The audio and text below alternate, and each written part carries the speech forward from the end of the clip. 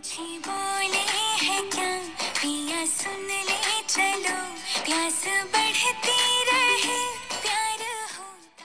পাহাড়ি পথে সবুজ ঘেরা চা বাগানের মাঝে মনটা হারিয়ে যেতে ইচ্ছা করবে।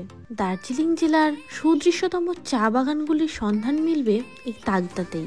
চা বাগানের শোভা সামনে থেকে না দেখলে বিশ্বাস করা সত্যিই খুব মুশকিল। মনে হয় যেন শিল্পী খুব যত্ন করে তুলির টানে এঁকেছে এই সুন্দরী পাহাড়ি রাজকন্যাকে।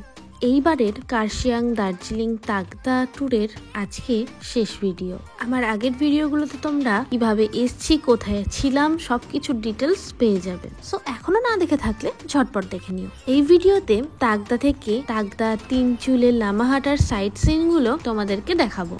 বলবো 100 বছরের পুরনো সংযুক্ত ঝুলন্ত সেতুর ঐতিহাসিক গল্প, তাই ভিডিওটা শেষ পর্যন্ত সাথে থাকো। তিনচুলের ইউটার্ন হোমস্টের ব্রেকফাস্ট চলে এসছে, গরম গরম লুচি আর ছোলার ডাল। তো তিনচুলা থেকে তোমাদের সবাইকে গুড মর্নিং। কালকে আমরা যে হোমস্টেটায় ছিলাম ওই হোমস্টেটায় ছিলাম, ওখানে আজকের রুম অ্যাভেলেবেল নয়, মানে অনেক আগে থেকেই বুকিং ছিল যারা করেছে আজকে। তো আজকে আমাদের চেঞ্জ করতে হলো হোমস্টেটা। এটা হচ্ছে আমাদের আজকের হোমস্টে, এটাও খুব সুন্দর। চলো ভিতরে ঢুকবো। এখানে জাস্ট ওখান থেকে লাগেজগুলো নিয়ে এসেছি, এখানে লাগেজগুলো রাখবো, রুমটায় ঢুকবো, তারপর এখান থেকেই আমরা আজকে জার্নি স্টার্ট করবো। হোমস্টেটা খুব সুন্দর দেখতে ছিল, সাজানো গোছানো আর একদমই নতুন তৈরি হয়েছে। আমাদের দুটো রুম বুক ছিল, সামনের রুমটা আমাদের আর ওই পিছনের রুমটা ওদের 4 জনের। 4 জন থাকার জন্য এখানে দুটো বেড আছে। আর এখান থেকে ভিউটা দেখো,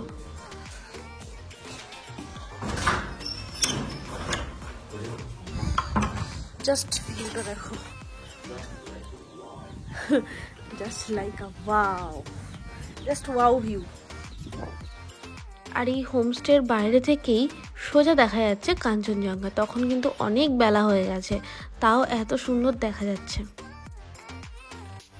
দার্জিলিং বা তার আশেপাশের অফবিটে এসে আমরা সবসময় কাঞ্চনজঙ্ঘাকে খুঁজতে আড়াল থেকে যখনই দেখতে পাই কাঞ্চনজঙ্ঘাকে, তখনই যেন মনটা শান্ত হয়ে যায়। আর এখন কাঞ্চনজঙ্ঘাকে দেখতে ভোর 5টায় আর উঠতে হয় না, এখন ঘড়িতে বাজে 10টা, আর এখান থেকে কাঞ্চনজঙ্ঘা খুব সুন্দরভাবে দেখা যাচ্ছিল। তারপর নতুন হোমস্টেতে আমরা লাগেজগুলো রেখে আবার বেরিয়ে পড়লাম সাইট সিন করতে। আমার তো পাহাড়ে ঘুরতে এসে আলাদা করে সাইট সিন করার কথা সত্যিই মাথায় আসে না, কারণ গোটা পাহাড়টা জুড়েই অদ্ভুত সুন্দর সব সিন। এই যে সামনে এতটা বড় জায়গা জুড়ে চায়ের বাগান গড়ে উঠেছে। আমি লাস্ট এত বড় চায়ের বাগান দেখেছিলাম কুন্নুরে। উটি কুন্নুরের ব্লগগুলো আমার চ্যানেলে আছে, তোমরা চাইলে দেখতে পারো, আশা করি ভালো লাগবে। এখান থেকে যাওয়ার সময় একটা চায়ের দোকান পেলাম আর ওখানটা একটু গাড়িটা থামালাম, সবাই চা খাবে। এইখানকার ভিউটা দেখো, এইটা চায়ের দোকান ছিল, ভিউটা দেখো, মানে চারপাশে শুধু চা বাগান আর সবুজে সবুজ। যারা পাহাড় ভালোবাসেন কিন্তু ভিড়ভাট্টা একেবারেই পছন্দ করেন না, তাদের জন্য আদর্শ স্থান হতে পারে এই তাগদা তিনচুলে। এই যে সামনে গরমকাল আসছে, আর গরম পড়লেই বাঙালির মন পাহাড় পাহাড় তো করবেই, তাই গরমের ছুটিতে চলে আসতে পারেন এই তাগদা তিনচুলে। আমরা যেভাবে আসার প্ল্যানগুলো সেট করেছি, তোমরা সেভাবেও আসতে পারো, সুবিধা হবে। এছাড়া তাগদা থেকে খুব সহজেই ঘুরে নেওয়া যায় ঋষভ, লাভা, পেডং, সিলারিগাঁও, কালিম্পং এইসব জায়গাগুলো। তাছাড়া এখান থেকে দার্জিলিং গাড়িতে লাগে মাত্র 1 ঘন্টা মতো, তাই তাগদা থেকে খুব সহজেই এখানে এসে নস্টালজিক টয় ট্রেন আর কাঞ্চনজঙ্ঘার শোভাও উপভোগ করা যেতে পারে। আমরা এবার চলে এসেছি লামাহাটার ইকো পার্কে। দার্জিলিং থেকে মাত্র 20 কিলোমিটার দূরে অবস্থিত প্রাকৃতিক সৌন্দর্যে ঘেরা একটি ছোট্ট গ্রাম হলো লামাহাটা। ভুটিয়া, তামাং ও বিভিন্ন পাহাড়ি জাতির লোকদের নিয়ে গড়ে উঠেছে এই গ্রামটি। এমনি লামাহাটা শব্দের অর্থ হলো বৌদ্ধরা যেখানে বসবাস করে। ভারতীয় সরকার তিব্বতীয় লামাদের বসবাস করার জন্য এই স্থানটি নির্বাচন করেছিলেন, এই জন্যই এখানকার নাম লামাহাটা। এখানে একটা টিকিট কাউন্টার রয়েছে, কিন্তু সেটা বন্ধ, এবং এখানে প্রবেশ মূল্য এই মুহূর্তে নেই। লামাহাটা গ্রামের মূল আকর্ষণ হলো এখানকার লামাহাটা পার্ক, যেটি 2012 সালে আমাদের চিফ মিনিস্টার মমতা ব্যানার্জি উদ্বোধন করেছিলেন। স্থানীয় বাসিন্দাদের সাহায্যে এবং সরকারি সহযোগিতায় এই গ্রামটিকে একটি ইকো পর্যটন স্থান হিসাবে গড়ে তোলা হয়েছে। চারিদিকে পাইন ও ধুপি গাছে ঘেরা সবুজ প্রকৃতির মাঝে বসে সামনে কাঞ্চনজঙ্ঘাকে দেখতে দেখতে কখন যে আপনি এই প্রকৃতির মাঝে হারিয়ে যাবেন তা আপনি বুঝে উঠতে পারবেন না। একদিকে বিশাল বিশাল পাইনের ঘন জঙ্গল এবং অপরদিকে খোলা মেঘমুক্ত আকাশে কাঞ্চনজঙ্ঘার অপরূপ দৃশ্য, তার সাথে বিভিন্ন রঙিন ফুলের গাছ ও প্রজাপতি, এইসব পেয়ে যাবেন এই লামাহাটা ইকো পার্কে। এই পার্কের বিভিন্ন স্থানে বসে থাকারও ব্যবস্থা করা আছে, যেখানে বসে প্রকৃতিপ্রেমীরা মন ভরে প্রকৃতি উপভোগ করতে পারবেন। লামাহাটা পৌঁছতে হলে আপনারা যদি ট্রেনে আসেন তাহলে এনজিপি স্টেশন থেকে, আর যদি বাসে আসেন তাহলে শিলিগুড়ি বাস স্ট্যান্ড থেকে, এবং যদি আপনারা ফ্লাইটে আসেন তাহলে বাগডোগরা এয়ারপোর্ট থেকে লামাহাটার জন্য সরাসরি গাড়ি ভাড়া করে চলে আসতে পারেন। সেক্ষেত্রে খরচ পড়বে 2000 থেকে 3000 টাকা মতো। আপনারা যদি বড় গাড়ি ভাড়া করে আসেন সেক্ষেত্রে পড়বে 2500 থেকে 3500 টাকা মতো। এছাড়া আপনারা শেয়ার গাড়িতেও আসতে পারেন, সেক্ষেত্রে খরচা পড়বে 400 থেকে 600 টাকা মতো। লামহাটাতেও প্রচুর হোমস্টে আছে, আপনারা সেখানেও থাকতে পারেন। আর আমরা যেভাবে আছি, মানে তিনচুলায় থেকে আমরা পুরো লামহাটা, তিনচুলের তাকদা সাইট সিনগুলো করছি, আপনারা সেভাবেও আপনাদের প্ল্যানটা সেট করতে পারেন। পার্কের মধ্যেই হাঁটতে হাঁটতে আমরা বেশ উপরে চলে এসেছি। যে কোনো পাহাড়ি এলাকায় পার্ক মানেই কিন্তু প্রচুর প্রচুর হাঁটতে হয়। তো এই সামনে একটা ওয়াচ টাওয়ার টাইপের রয়েছে, তো ওখানেই আমরা যাচ্ছি। আমরা ওঠার আগে একটু ওয়েট করছিলাম, কারণ একসাথে 10 জনের বেশি এখানে ওঠা যায় না। তো ওরা নেমে গেলে তারপর আমরা উঠছি। এই কাঠের ওয়াচ টাওয়ার থেকে ভিউটা দেখো, যত দূর চোখ যায় শুধু চিরহরিতের ঘন বন। সুবিশাল পাইন গাছগুলি দম্ভের সাথে আকাশ ছুঁয়ে দাঁড়িয়ে আছে, আর তার সাথে পাল্লা দিয়ে দুলে চলেছে নানা রঙের কাপড়ের পতাকা। স্থানীয় লোকেদের বিশ্বাস, এই পতাকাগুলোর মধ্য দিয়ে প্রবাহিত বাতাসে চারপাশের পরিবেশ ও মানুষের মন পবিত্র হয়ে যায়। বাগানের একেবারে উপরে যাওয়ার জন্য আঁকাবাঁকা রাস্তা তৈরি করা আছে। পাহাড়ি চূড়াতে একটা সুন্দর লেকও রয়েছে, যেটা গ্রামবাসীদের কাছে খুব পবিত্র। এখানকার আরেকটি বিরলতম আকর্ষণ হলো দুষ্প্রাপ্য সব অর্কিড। এই পরিবেশই নাকি দুষ্প্রাপ্য অর্কিডের সৃষ্টির রহস্য। না, খুব শীত বা খুব গরমে এটা মিলবে না। অর্কিড দেখতে হলে যেতে হবে নভেম্বর মাসে। এবার এই ওয়াচ টাওয়ার থেকে নামছি, এবার আস্তে আস্তে নিচেই নামবো, উপরে ওঠার আর কোনো সিন নেই। এখানে টয়লেটেরও সুন্দর ব্যবস্থা করা রয়েছে, আর আস্তে আস্তে দেখছিলাম এখানে একটা সুন্দর নার্সারিও করা আছে। এবার এখান থেকে আমরা বেরোবো। ওখান থেকে বেরিয়েই আমরা সোজা চলে এসেছি, না সোজা আসেনি, অনেকটা ঘুরে ঘুরেই এসেছি। যেহেতু আমাদের কাছে অন্য এখানকার কোনো ড্রাইভার ছিল না, সুতরাং আমাদের একমাত্র ভরসা গুগল ম্যাপ আর স্থানীয় লোকের কাছে জিজ্ঞাসা করা। তো ওইটা জিজ্ঞেস করে করেই আস্তে আস্তে একটুখানি ঘুরতে হয়েছে। তো যাই হোক, আলটিমেট চলে এসেছি দার্জিলিংয়ের তাকদার পুনম বারবোটের ঝুলন্ত সেতু, যা আজও বয়ে নিয়ে চলেছে ব্রিটিশ আমলের ইতিহাস। এই সেতুকে কেন্দ্র করেই গড়ে উঠেছে এখানে পর্যটন কেন্দ্র।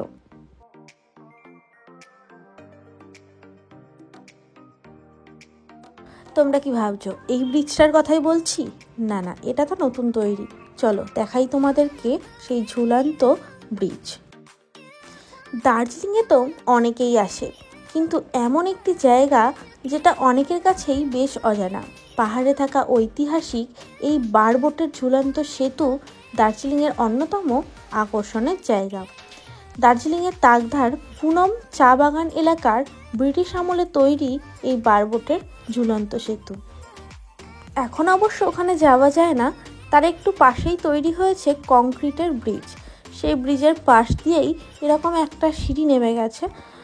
তো আমি এই সিঁড়ি দিয়ে ওই ব্রিজটায় যাওয়া যায় কি না সেটা দেখছিলাম। তো চলো, এই সিঁড়ি দিয়ে খানিকটা যেতে হবে। রাস্তাটা খুব একটা ভালো ছিল না, একটু সাপের ভয় পাচ্ছিলাম আমি, যে এখানে সাপ থাকাটা খুব একটা অস্বাভাবিক নয়।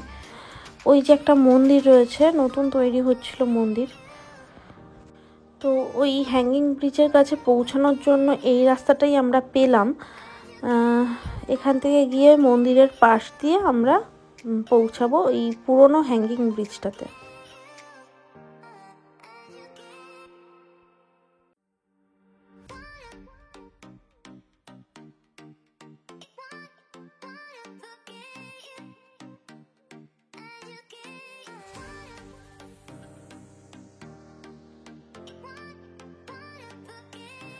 ব্রিটিশ আমলের এই ঝুলন্ত সেতু দেখতে দূর দূরান্ত থেকে পর্যটক যেতে শুরু করেছেন। ইতিমধ্যে এই সেতুকে কেন্দ্র করেই এলাকায় দোকান, হোমস্টে গড়ে উঠেছেন। এছাড়াও ব্রিজের কারণে স্থানীয় চালকরাও অর্থ উপার্জনের সুযোগ পেয়েছেন। সম্ভবত 1916 সালে ব্রিটিশরা কলকাতার একটি সংস্থাকে দিয়ে এই সেতুটি নির্মাণ করিয়েছিলেন। মূলত সেই সময় পুনম, জিঙ্গলাম এবং নামরিং নামে 3টি বিখ্যাত ও সর্বোচ্চ উচ্চতায় অবস্থিত চা বাগান ছিল। সমতল থেকে 17,000 ফিট উচ্চতায় 475 হেক্টর জমিতে ছিল সেই চা বাগান। সেই সময় এই 3টি চা বাগানের চীনা পাতা, ক্লোনাল ও অসম প্রজাতির উচ্চমানের চা উৎপন্ন হতো, কিন্তু যোগাযোগের মাধ্যম না থাকায় সেই সময় ব্যাপক সমস্যার সম্মুখীন হতে হয়েছিল। বিষয়টি নজরে আসে ব্রিটিশদের। তারা কলকাতা সংস্থাকে দিয়ে 1916 সালে এই সেতুটি নির্মাণ করেন। সেতুটির মাধ্যমে ছোট ছোট ঠেলা গাড়িতে চা পাতা কারখানায় পাঠানো হতো। তবে বর্তমানে সাধারণ মানুষের প্রাণহানির আশঙ্কায় এই ঝুলন্ত সেতু দিয়ে যাতায়াত বন্ধ করে দেওয়া হয়েছে। এই সেতুটির চারপাশে ঘেরার জায়গাগুলো হলো রংলিয়ত চা বাগান, তাগদা চা বাগান। এছাড়াও পুনম জলপ্রপাতও রয়েছে, যদিও এখন জলপ্রপাতটা ক্ষীণ হয়ে রয়েছে। বর্ষাকালে জলপ্রপাত ফুলে ফেঁপে ওঠে। এই সেতুকেই কেন্দ্র করে স্বনির্ভর হয়ে উঠেছেন স্থানীয়রা। এলাকার মানুষের দাবি আগামী দিনে এই সেতু আরও জনপ্রিয় হয়ে উঠবে। তবে এক্ষেত্রে সরকারকে এগিয়ে এসে পর্যাপ্ত পরিকাঠামো গড়ে তুলতে হবে বলে তারা জানিয়েছেন। এবার এখান থেকে আমরা বেরিয়ে যাব, কারণ বেলা বেশ অনেকটাই হয়েছে। আমাদের লাঞ্চ করতে হবে, তারপর আজকেই আমাদের ফিরে যাওয়া। ফিরতে খুব একটা প্রবলেম হয়নি, রাস্তাটা চেনা হয়ে গিয়েছিল। সেই সুন্দর চা বাগান দেখতে দেখতে আমরা আবার হোমস্টেতে ফিরে আসলাম। তোমাদের যদি আমাদের হোমস্টেগুলো পছন্দ হয়ে থাকে অবশ্যই কমেন্ট সেকশনে জানিও, আমি তোমাদেরকে কন্ট্যাক্ট নাম্বার দিয়ে দেব। এই হোমস্টেতে পৌঁছেই আগে আমরা লাঞ্চের জন্য গেলাম। তো তার জন্য আমাদেরকে এই সিঁড়ি দিয়ে নিচে নামতে হবে, কারণ নিচেই ওদের আছে যে ডাইনিং প্লেসটা, সেটা হচ্ছে এখানেই রয়েছে।